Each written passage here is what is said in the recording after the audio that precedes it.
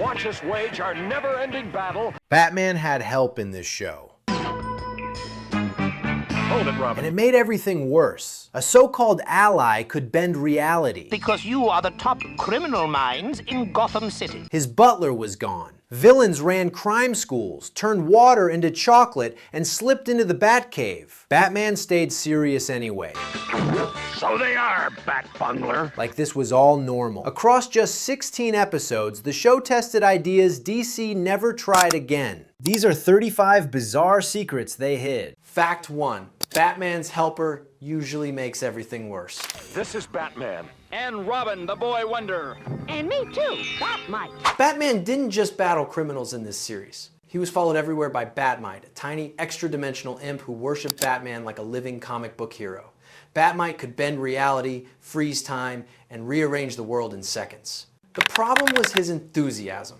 Batmite didn't understand strategy. He changed costumes mid-fight, teleported villains at the wrong moment, and rewrote plans just to impress Batman. Instead of stopping crime, Batman often had to clean up Batmite's mess first. It turned Gotham upside down. Batman wasn't just a crime fighter anymore, he was managing a cosmic fanboy with unlimited power and zero restraint. And strangely, Batmite wasn't the most unsettling presence in Gotham, because someone very important was missing entirely. Fact 2. Alfred is completely missing, and no one explains it. Well done, Giggles. That's a good hyena. For one of the rare times in Batman history, Alfred is simply gone. No tea, no quiet advice, no calm presence in the Batcave. The New Adventures of Batman never explains his absence. Alfred isn't written out, mentioned, or replaced. Batman and Robin operate alone, as if Alfred never existed. The Batcave feels colder, more mechanical, run by machines instead of human trust. By the 1970s, Alfred was already a core part of Batman's identity. Removing him quietly changed the tone of the entire show. Batman feels more isolated, more rigid, and less human. Once you notice Alfred is missing, your brain starts spotting other strange details, like a tiny change on Robin's costume that feels wrong, but you can't quite explain why. Fact 3. Robin's R emblem has a color swap you can't unsee. Three's a crowd, Batmite. But all I want to do is help. Robin looks exactly how you remember him until you look closer. His famous circled R emblem has its colors flipped from what most fans expect. It's subtle, but once you notice it, your eyes keep drifting back to it. Nothing else changes. Robin acts the same, he sounds the same. But that tiny visual swap creates a quiet sense that something is off. Your brain knows it before your logic does. Filmation was famous for these small tweaks. Close enough to feel familiar, different enough to feel strange. This emblem is one of those details that rewires your memory of the character. And if a flipped letter feels odd, just wait, because the next threat facing Gotham isn't violent or deadly, it's sweet. Fact 4. A villain turns Gotham's water supply into chocolate syrup. I've just turned the entire Gotham City water supply into chocolate syrup. One villain's master plan isn't weapons or bombs. It's chocolate. Gotham's entire water supply is transformed into thick chocolate syrup. Faucets run brown. The city panics. Pipes clog. And Batman treats the situation with total seriousness. The plan makes no practical sense. Chocolate would destroy infrastructure and sanitation instantly, but the show never questions it. This is Gotham, and today's crisis is dessert-based disaster. It perfectly captures the tone of the series' absurd ideas played straight, with real stakes and no irony from the heroes. And somehow, this still isn't the strangest criminal operation in the show because another villain decides crime itself should be taught in a classroom. Fact 5. The Penguin runs a literal crime school. One release. The Penguin doesn't just commit crimes, he teaches them. He opens an actual crime school, training crooks like students in a classroom. Lessons include planning heists, avoiding police, and exploiting Batman's habits. His greatest achievement? Stealing Batman and Robin's utility belts. Without their gadgets, the heroes are suddenly exposed. No grapples, no tricks, just thinking under pressure. The power balance shifts instantly. It's funny, but also unsettling. The Penguin isn't sloppy here. He's organized, proud, and methodical.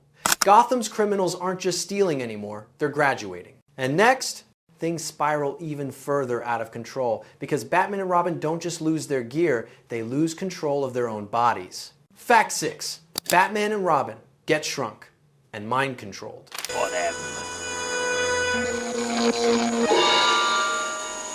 In one episode, Batman and Robin don't just face a villain, they lose control of themselves. An alien villain named Electro shrinks them down to tiny size and places them under mind control. Suddenly, Gotham's greatest protectors are small, helpless, and thinking someone else's thoughts. They're forced to act against their own instincts, turning strategy into panic.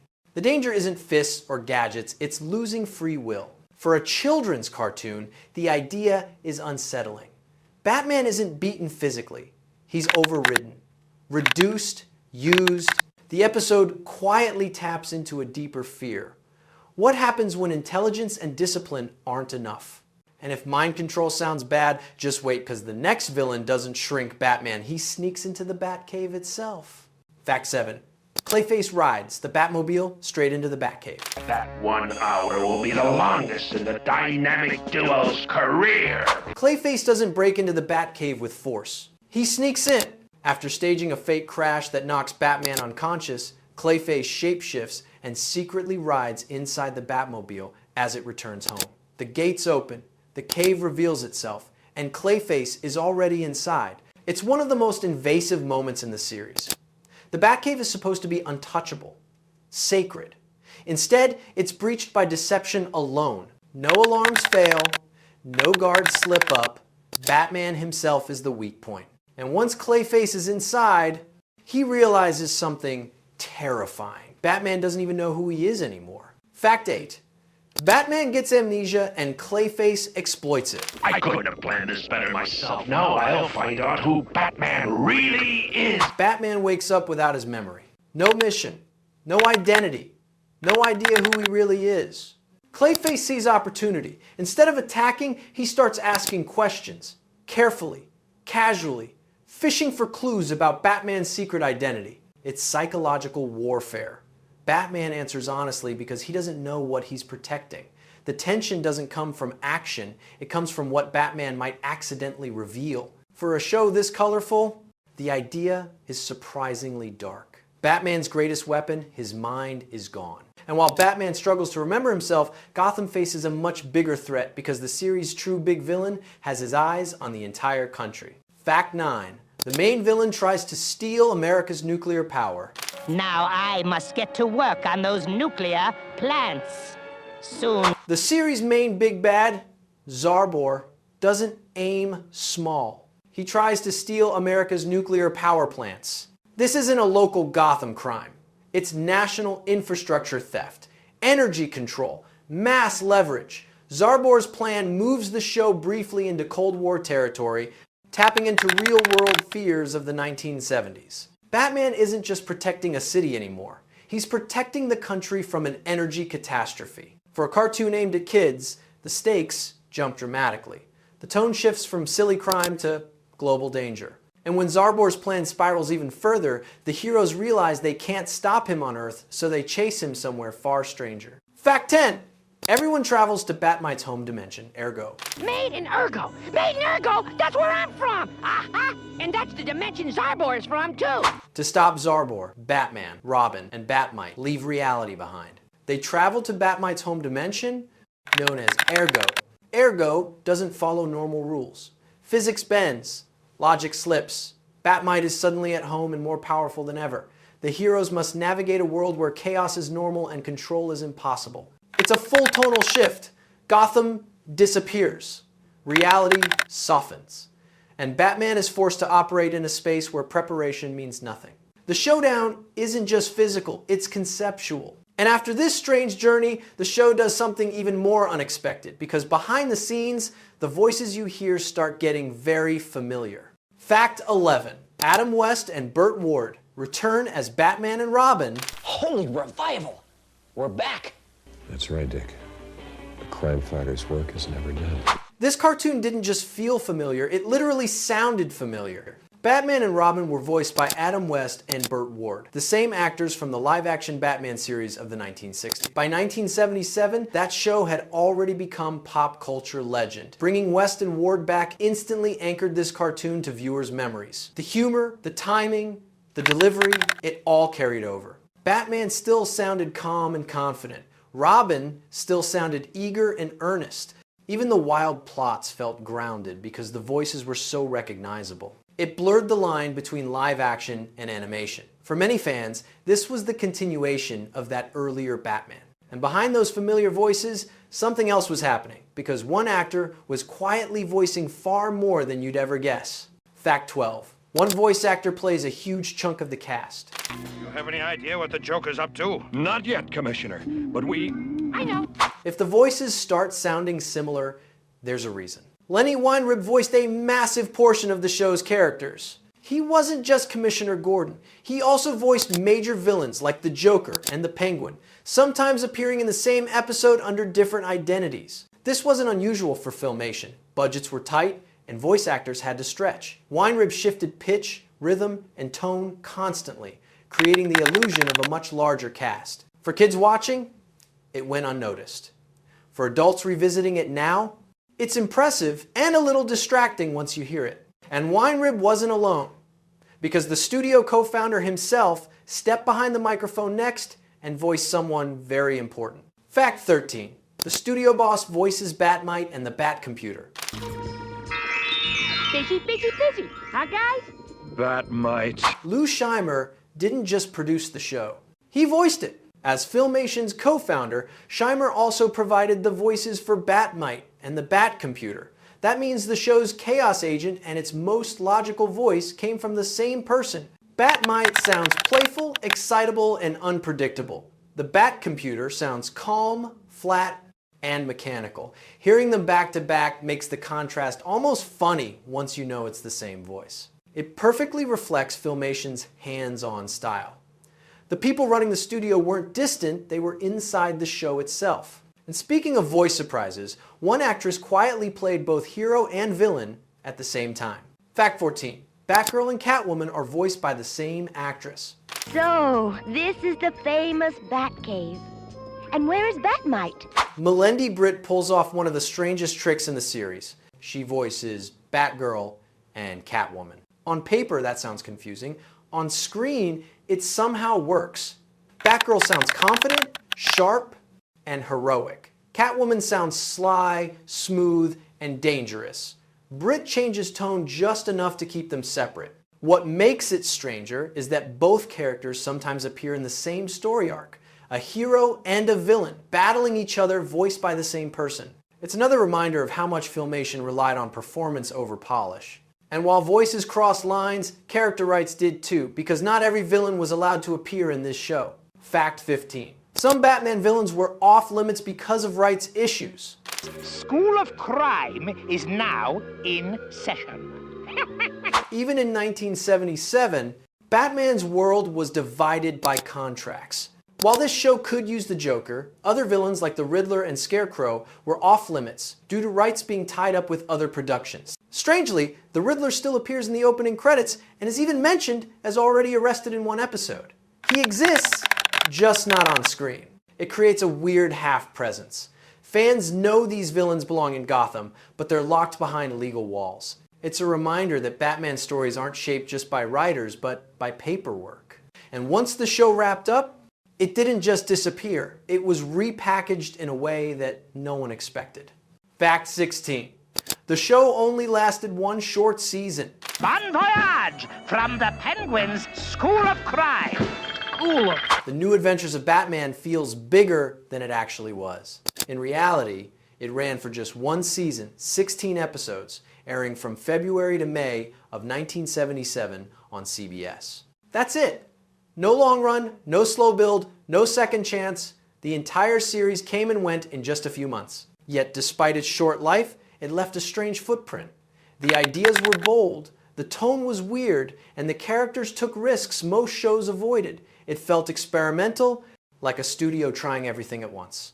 That short lifespan is part of why it feels forgotten today and why rediscovering it feels surprising. And once the season ended, the show didn't just vanish. It was stitched together with something completely unexpected. Fact 17. Batman was paired with Tarzan after the show ended. Give us our money back, chameleon. We paid you for results, not mistakes. After its original run, the series didn't air alone anymore. It was repackaged with Filmation's Tarzan as the Batman-Tarzan Adventure Hour. Batman and Tarzan had nothing to do with each other story-wise. Different worlds, different tones, different rules, but they were bundled together to fill programming blocks. Kids would watch Batman 1 minute, then Jungle Adventures the next, without explanation. It was pure television logic of the era, familiar characters glued together for convenience. This strange pairing helped keep the episodes alive in reruns, even as the original title faded. And inside those episodes, the show was already leaning into chaos, starting with the very first one, which introduced a character who would change everything. Fact 18. The first episode is literally called The Pest.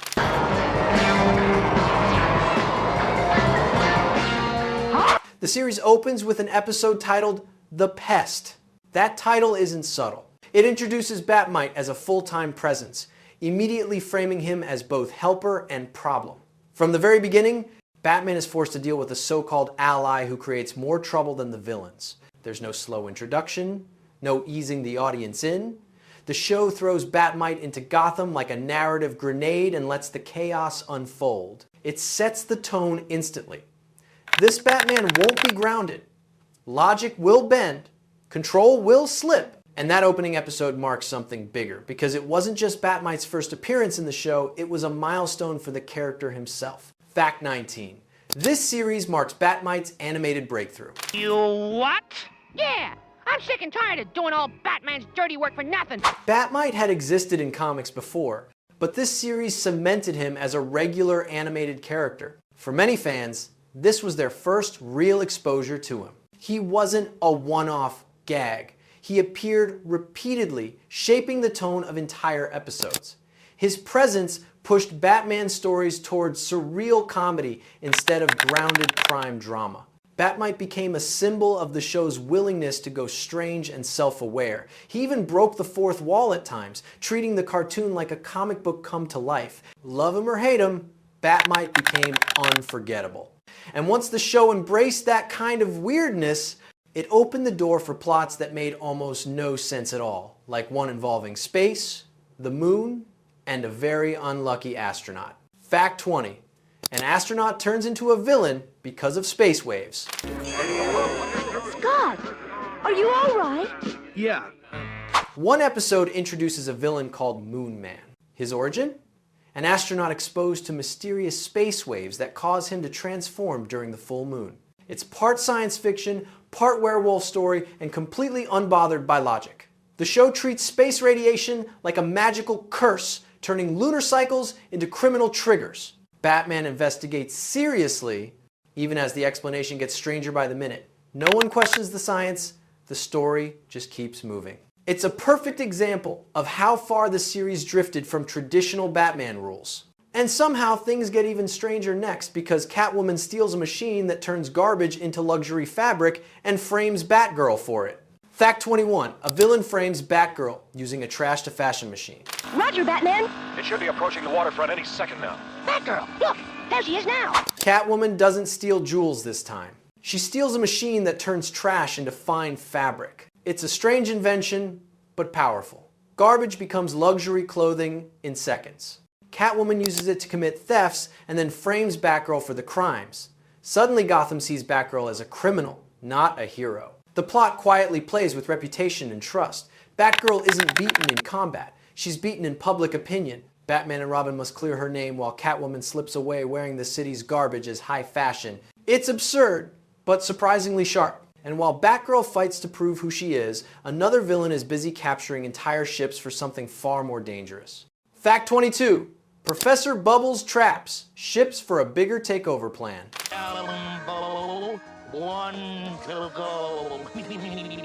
Professor Bubbles sounds harmless. He isn't. He captures ships and uses them as part of a larger plan to assemble a massive takeover weapon. The details are fuzzy, but the threat is real. Batman treats him like a serious enemy, even as the name suggests, children's bath toys. This contrast is classic for the show. Silly names, real danger. Professor Bubbles isn't about laughs, he's about control. It's another example of how the series plays straight-faced drama inside cartoon logic. And once Batman stops thinking he's seen the weirdest villain names possible, the show introduces someone who doesn't need gadgets at all, because he can become anyone. Fact 23. A shapeshifter targets Gotham's solar and lunar collector.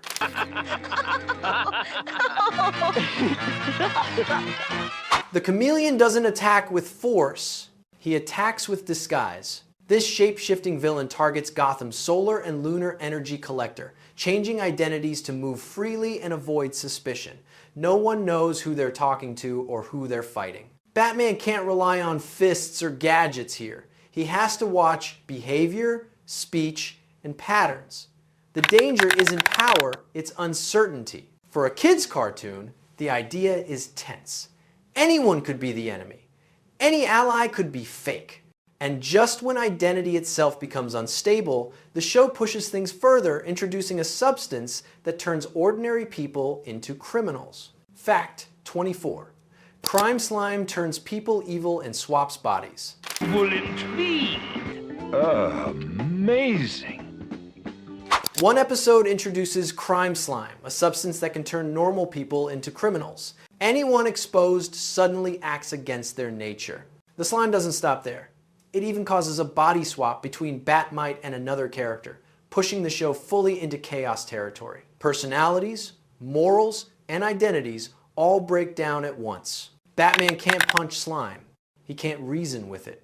He has to stop an idea made physical. It's one of the clearest examples of the show embracing pure weirdness without apology. And after slime, shape-shifting, and mind control, the series grounds itself in something oddly familiar because two villains team up over an issue ripped straight from the real world. Fact 25. Clayface and Catwoman steal oil during a cold snap. They snagged us, Catwoman. I need some help here. Sorry, Clayface. In one episode, Clayface and Catwoman team up during a freezing cold snap. Their target isn't jewels or banks, it's oil. The plot echoes real 1970s energy fears. Shortages, cold weather, resources becoming power. The villains exploit the crisis while Gotham struggles to stay warm. It's strange to see real-world anxiety show up inside a Batman cartoon. But it works. The threat feels bigger than crime, it feels societal. Batman isn't just saving the day, he's stopping exploitation during a crisis. And with that, the show has fully crossed into its strangest phase because what comes next isn't about villains or plots. It's about how this strange little series is remembered forever. Fact 26. The show was a joint effort between Filmation, DC, and Warner Brothers. Feet, don't fail me now. This strange little Batman series wasn't made by one company alone. It was produced by Filmation with DC Comics in association with Warner Brothers Television. That combination explains a lot. DC protected the characters, Warner handled television logistics, Filmation brought its bold, limited animation style and willingness to get weird. The result was a Batman show that felt official but experimental. You can feel the compromise in every episode. Familiar characters placed into unfamiliar situations. Big ideas squeezed into small budgets. It wasn't Batman as a prestige property yet. It was Batman as something flexible, adaptable, and still being figured out. And behind that collaboration were two names who quietly shaped the entire tone of the series from the top. Fact 27. Two producers quietly defined the show's identity. Count our money. Executive producers Norm Prescott and Lou Scheimer oversaw the entire series. They weren't just managing schedules, they were shaping direction. Prescott handled business and production pressure. Scheimer focused on creative output, voice work, and tone. Together, they pushed Filmation's signature style. Fast pacing, bold ideas, and reuse where needed. They weren't afraid to take risks. That's why Batmite existed. That's why villains were strange. That's why logic sometimes took a back seat to imagination. Their influence is felt everywhere, even when the animation feels simple. And that simplicity mattered because the show's format itself forced stories to move fast, with no room to slow down. Fact 28. Every episode had to fit a tight television clock. Trash. The clothing world is mine. I'll be rich, rich. Each episode of The New Adventures of Batman runs about 25 minutes. That includes setup, conflict, resolution, everything. There was no space for long character arcs or slow build-up. Stories had to jump straight into action. Villains appeared quickly. Solutions came fast. This explains why plots feel packed and sometimes rushed. Big ideas, mind control, alternate dimensions, energy crises are introduced and resolved in a single sitting. For kids watching after school, it worked perfectly. For adults watching now, it feels like controlled chaos. And once those episodes aired, they didn't disappear. Years later, they were collected and preserved in a way fans didn't expect. Fact 29. The entire series was finally released on DVD in 2007. Depots are there in town? There are two, Robin. The biggest one is down near the waterfront. For decades, this Batman series lived mostly in memory and reruns. Then, in 2007, the complete series was finally released on DVD. For many fans, this was the first chance to re-watch it in order. No missing episodes, no fuzzy broadcasts, just the full run preserved. Revisiting it as an adult was eye-opening. The weird plots stood out more. The voice work became clearer. The Filmation style felt unmistakable. The DVD release quietly reintroduced the show to a new generation of collectors and nostalgia fans. But that wasn't the end of its revival, because years later, the series would get an upgrade no one expected. Fact 30, the series finally got a Blu-ray released decades later. Holy Benedict Arnold! Batmite is with him! Come on, Robin, we have work to do. In 2024, The New Adventures of Batman received a Blu-ray release. A full high-definition restoration of a show once built on limited animation. Seeing it this clearly changes the experience. Colors pop, details stand out.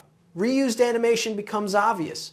So does the care behind the designs. What once felt disposable now feels archived like a time capsule of 1970s television thinking. The Blu-ray release cemented the show's place in Batman history, not as a footnote, but as a bold experiment that dared to be strange. And fittingly, the legacy doesn't end there, because this odd Filmation style would quietly echo forward into later Batman shows in ways most fans never noticed. Fact 31. A special retrospective helped reframe the series.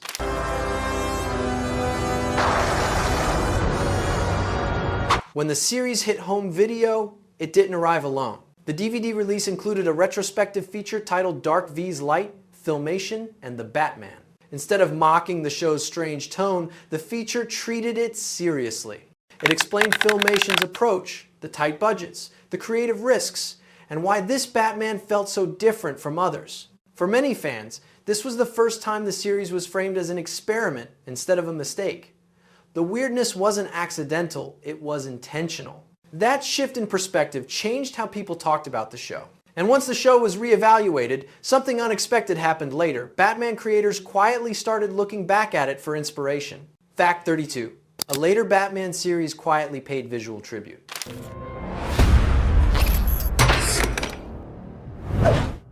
In 1998, the new Batman adventures included an episode titled Legends of the Dark Knight. One segment directly homaged Filmation's visual style. The simplified designs, bold colors, and stiff movement weren't insults. They were deliberate callbacks. A modern Batman show was openly acknowledging this strange 1977 cousin. It was subtle, easy to miss, but for fans who knew, it felt like validation. Filmation's Batman hadn't been erased. It had been remembered. This moment quietly cemented the show's place in Batman history, not as a dead end, but as a branch that still mattered. And that legacy becomes even stranger when you realize how many ideas from this show never appeared again. Fact 33. Many villains and concepts never returned anywhere else. Tough luck, Penguin. Looks like your new nesting place is gonna be behind bars. Several villains and plot ideas from this series never showed up again in Batman media. No reboots, no reinventions, no modern updates. Characters like Professor Bubbles or Moon Man vanished completely. Concepts like crime, slime, or chocolate water were left behind, untouched. This makes the series feel sealed in time. A pocket universe where anything could happen, but only once. It's one reason the show feels so surreal when revisited today. You're watching ideas that never got filtered, refined, or reused. And that isolation makes the series feel even more like an artifact, because it was created during a very specific moment in television history that wouldn't last much longer. Fact 34. The show exists right before Batman changed forever. Oh, it's Batman! This series sits at a turning point. It arrived just before Batman's tone shifted permanently darker in the decades that followed. After this, Batman would slowly move towards seriousness, grit, and grounded crime drama.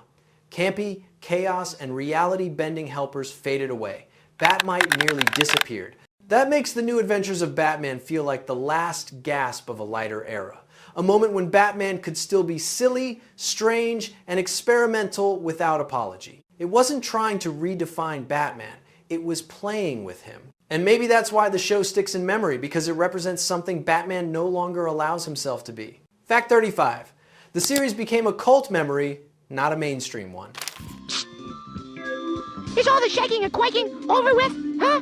Huh? This Batman didn't dominate ratings or spawn seasons. Instead, it lingered quietly in memory. Fans who saw it as kids remembered pieces, Batmite, the voices, the weird plots. But they rarely revisited it until home video made it possible. Now, the series survives as a cult favorite.